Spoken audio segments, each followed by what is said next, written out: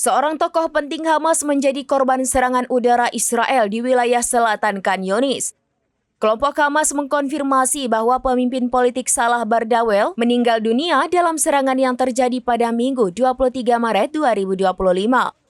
Berdasarkan laporan dari BBC Internasional, Bardawel sedang melaksanakan salat bersama istrinya ketika rudal Israel menghantam tempat perlindungan mereka. Istrinya juga dilaporkan tewas dalam serangan tersebut. Bardawel yang sebelumnya dikenal sebagai juru bicara Hamas sering muncul di media lokal. Dia adalah salah satu dari sekitar 10 pejabat Hamas yang tewas sejak Israel memulai kembali operasi militernya di Gaza pada hari Selasa 18 Maret.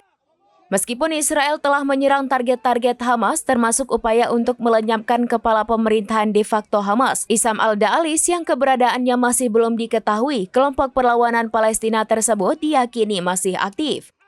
Seperti yang dilaporkan oleh Ynet News pada hari Sabtu 22 Maret 2025, Hamas telah mengubah strategi mereka beralih dari struktur komando yang terorganisir ke kepemimpinan yang lebih tersebar dan dari peluncuran roket skala besar ke taktik perang gerilya.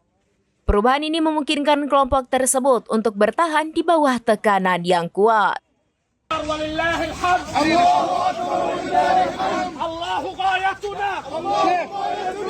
الجهاد سبيلنا الموت في سبيل الله أسمى أمانينا الله أكبر ولله الحمد